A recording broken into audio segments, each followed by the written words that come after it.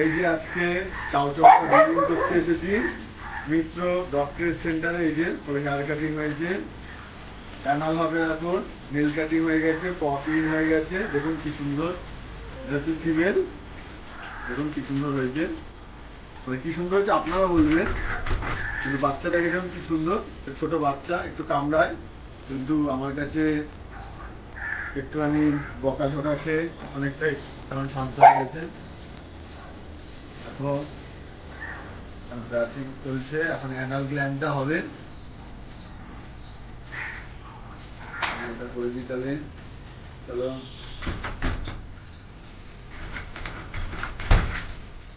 হাতের মধ্যে ছিটে এসছে অ্যানাল।